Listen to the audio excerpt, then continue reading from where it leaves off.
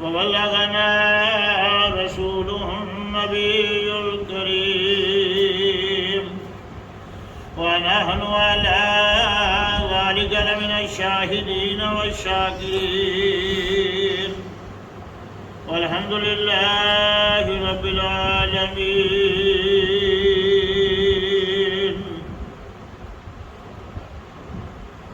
کبھی یہ حقیقت منتظر نظر آ لباس مجاز میں، کبھی یہ حقیقت منتظر نظر آ لباس مجاز میں کہ ہزاروں سجدے تڑپ رہے ہیں میری جبین نیاز میں۔ نہ وہ عشق میں رہی گرمیاں، نہ وہ عشق میں رہی گرمیاں، نہ وہ حسن میں رہی شوخیاں، نہ وہ عشق میں رہی گرمیاں، نہ وہ حسن میں رہی شوخیاں، نہ وہ غزنوی میں تڑپ رہی، نہ وہ خم ہے زلف ایاز میں۔ جو میں سر بسجدہ ہوا کبھی، جو میں سر بسجدہ ہوا کبھی، تو زمین سے آنے لگی صدا۔ جو میں سر بسجدہ ہوا کبھی تو زمین سے آنے لگی صدا۔ تیرا دل تو ہے صنم آشنا، تجھے کیا ملے گا نماز میں۔ حضرات گرامی، اس سے قبل کہ کچھ عرض کیا جائے بآواز بلند درود پاک پڑھیے گا۔ صلی اللہ علیہ یا رسول اللہ، وسلم علیہ یا حبیب اللہ، صلی اللہ علیہ یا رسول اللہ، وسلم علیہ یا حبیب اللہ۔ حضرات گرامی، سورہ فاتحہ کی ایک آیت کریمہ کی میں نے تلاوت کا شرف حاصل کیا ہے۔ سورہ فاتحہ تلاوت و ترتیب کے لحاظ سے قرآن مقدس کی پہلی سورت ہے، اور اس سورت کو کہ کئی سارے نام میں، جس میں سے ایک نام اس کا ام الکتاب ہے اور دوسرا نام فاتحۃ الکتاب ہے، اور سورہ فاتحہ کے نام سے یہ سورت مشہور ہے۔ اور جس آیت کریمہ کو میں نے موضوع سخن بنایا ہے اہدنا الصراط المستقیم، اس سے پہلی آیات بینات جو ہیں وہ تمہیدی کلمات ہیں، اور اس کے بعد والی آیات بینات اس سورہ فاتحہ کا تتمہ ہے۔ اور رب تبارک و تعالی داتا، پوری کائنات کا داتا ہے، اور داتا نے بنی نوع انسان کو مانگنے کا سلیقہ سکھایا، اور کہتے ہیں کہ حسن طلب سوال کی روح ہوتا ہے۔ اگر مانگنے کا سلیقہ نہ ہو تو بندہ مالک کے دربار سے خالی لوٹتا ہے۔ تو مانگنے کے لیے پہلے مالک کی تعریف کرنی پڑتی ہے، اس کے بعد جولی بھری جاتی ہے۔ اور رب تبارک و تعالیٰ نے بندے کو اشرف المخلوقات بنایا، اور پھر سب سے بہترین شکل میں بنایا۔ جتنی بھی 18,000 مخلوقات رب تبارک و تعالیٰ نے بنائی، ان سب میں سب سے بہترین کنڈیشن اور بہترین شکل میں رب تبارک و تعالیٰ نے انسان کو بنایا فی احسن تقویم. میں نے انسان کو لقد خلقنا الانسان فی احسن تقویم یقیناً بلا شبہ میں نے انسان کو بہترین شکل میں بنایا اور بہترین شکل میں بنانے کے بعد پھر اس کو اپنے دروازے پر آنے کا درس دیا ہے کہ میرے دروازے پر آؤ تو کیسے آؤ. اور پھر بندہ جب بغیر تعریف کیے کسی دنیا دار کے دروازے سے خالی ہاتھ لوٹے گا. اور رب تبارک و تعالیٰ کی شان یہ ہے کہ وہ تو سب کا داتا ہے اور سب کو نوازتا ہے. تو یہ مانگنے کا جو مفہوم ہے وہ رب تبارک و تعالیٰ کے دربار سے مانگنے کا جو ڈھنگ ہے وہ رب تبارک و تعالیٰ نے بنی نوع انسان کو سکھایا ہے. اور یہ داتا پوری کائنات میں سب سے واحد اور یکتا ہے. اور اسی سورہ کے شروع میں رب تبارک و تعالیٰ نے فرمایا الحمدللہ رب العالمین. سبحان اللہ سبحان اللہ. یہ نہیں فرمایا کہ الحمدللہ رب المسلمین. یہ بھی نہیں فرمایا کہ رب المومنین. یہ بھی نہیں کہا رب الانبیاء والمرسلین. اور یہ بھی نہیں کہا کہ رب الاولیاء والمتقین. فرمایا الحمدللہ رب العالمین. حمد و تشکر کے سارے مفہوم اسی ذات واحد و یکتا کے لیے مخصوص ہے جو ساری کائنات کا خالق و مولا ہے. وہ اپنوں کو بھی نوازتا ہے اور اغیار کو بھی خالی نہیں لوٹاتا. وہ اپنوں کو بھی دیتا ہے غیروں کو بھی نوازتا ہے. وہ سب کو دیتا ہے. اور میں تو یہ کہتا ہوں کہ اپنوں کو تو دال روٹی پر خوش رکھتا ہے اور دوسروں کو تو مرغ و مسلم عطا کرتا ہے. یہ اس کی شان ہے کہ ہمیں خس و خاشاک کی جھونپڑیاں عطا کرتا ہے اور دوسروں کو جو نہیں مانتے جو رب کو نہیں مانتے ان کو عالی شان محلات عطا کرتا ہے. یہ اس کی منشا ہے. یہ اس کی رضا ہے کہ اپنوں کو خس و خاشاک کی جھونپڑیوں پر راضی رکھتا ہے خوش رکھتا ہے اور خشک روٹی کھانے پر مجبور کرتا ہے اور دوسروں کو عالی شان محلات عطا کرتا ہے. یہ اس کی شان ہے.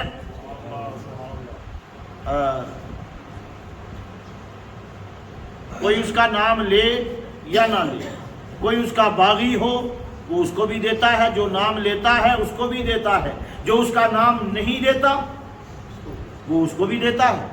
وہ سب کو نوازتا ہے. حضرت ابراہیم علیہ نبینا علیہ الصلوۃ والتسلیم کا یہ معمول تھا, ہر روز کا یہ معمول ہوتا تھا کہ جب تک دسترخوان پر کوئی مسافر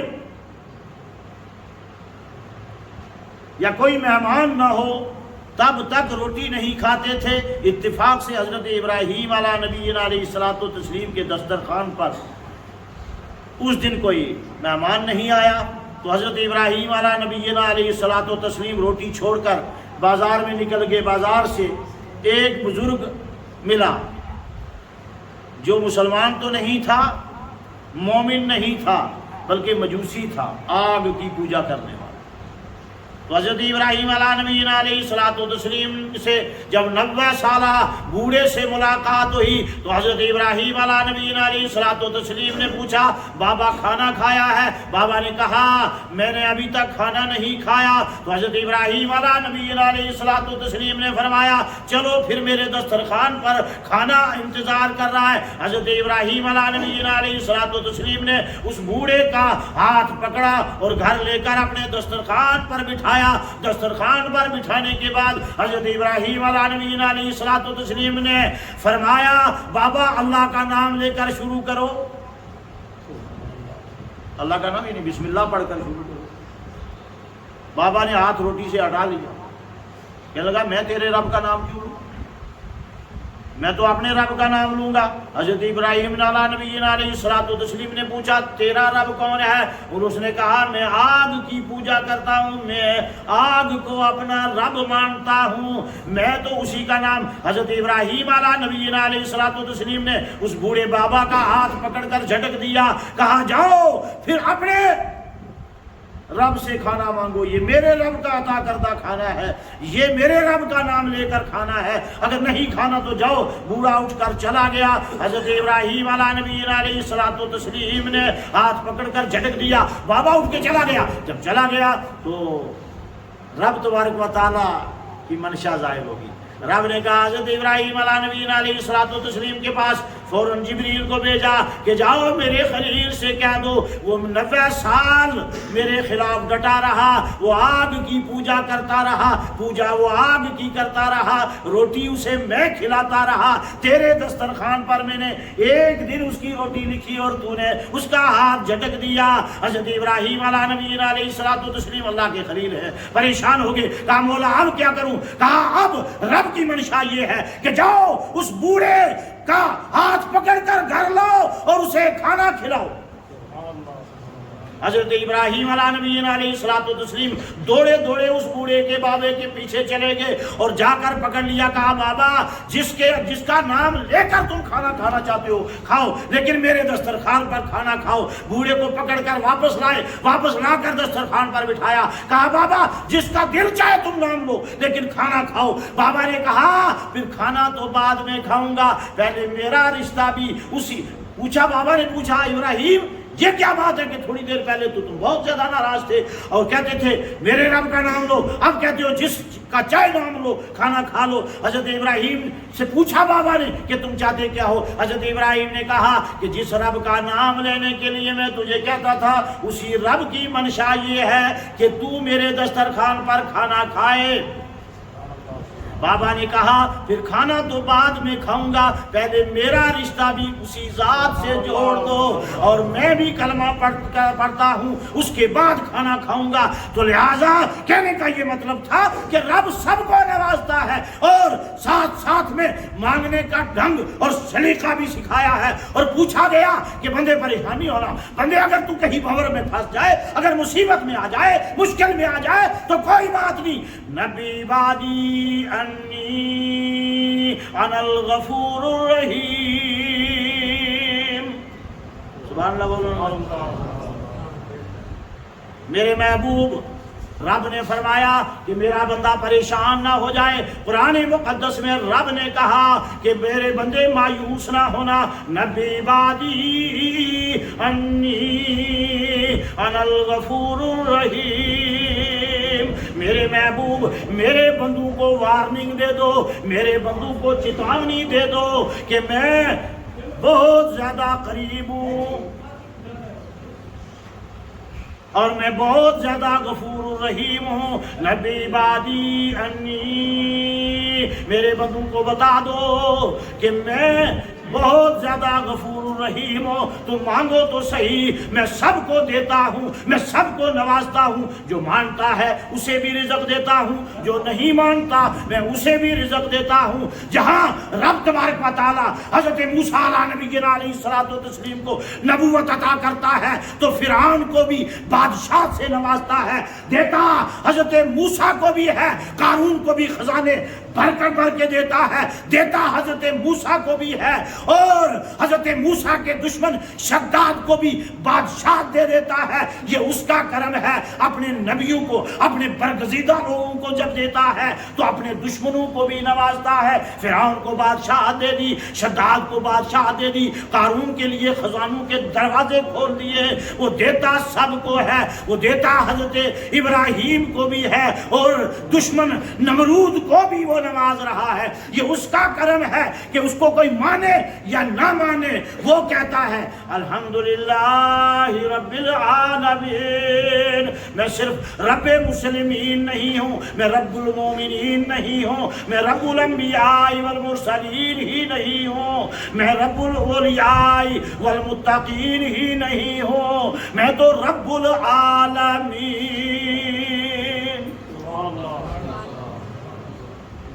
میں تو عالمین کا رب ہوں۔ عالمین میں ہندو، مسلم، سکھ، عیسائی سب ہے، اور سب کو دیتا ہوں، کسی کو خالی نہیں لوٹاتا۔ میں کسی کو بھی خالی نہیں لوٹاتا، سب کو نوازتا ہوں، سب کو دیتا ہوں، اور دشمن کو بھی دیتا ہوں۔ اپنوں کو جہاں دیتا ہوں وہاں دشمنوں کو بھی نوازتا ہوں۔ تو رب تبارک و تعالیٰ نے قرآن مقدس میں ہمیں یہ سلیقہ اور یہ ڈھنگ سکھایا ہے۔ اور سورہ فاتحہ ہے، اس میں پہلے رب کی تعریف کی ہے، کیا کہا؟ الحمدللہ رب العالمین۔ حمد و تشکر کے سارے مفہوم اسی ذات باری تعالیٰ کے لیے جو عالمین کا رب ہے۔ الرحمن الرحیم، جو بہت بڑا مہربان بھی ہے اور رحم کرنے والا بھی ہے۔ مالک یوم الدین، اور قیامت کے دن کا مالک بھی وہی ہے۔ وہاں حساب بھی وہی لے گا۔ یہاں کمائی کر لو، حساب وہاں دینا ہے۔ اچھا کرو گے اس کا حساب وہاں دینا ہوگا، برا کرو گے تو اس کا حساب بھی یقینی بات ہے کہ وہاں دینا پڑے گا۔ مالک یوم الدین، قیامت کے دن کا مالک بھی وہی ہے۔ اور پھر ساتھ میں کہا پہلے یہ بولو، ایاک نعبد و ایاک نستعین، ہم خاص کر تیری ہی عبادت کرتے ہیں اور تجھ ہی سے مدد مانگتے ہیں۔ اس کے بعد اپنا یہ پہلے تعریف کی ہے رب، اس کے بعد مدعا رکھا ہے اہدنا الصراط المستقیم۔ مولا ہمیں سیدھے راستے کی ہدایت عطا فرما۔ ہدایت دینے والا رب ہے اور ہمیں سکھانے والا بھی رب ہے۔ ہمیں سکھا رہا ہے کہ پہلے میری تعریف میں چند کلمات بولو، اس کے بعد مجھ سے مانگو اور میں تمہیں نوازوں گا۔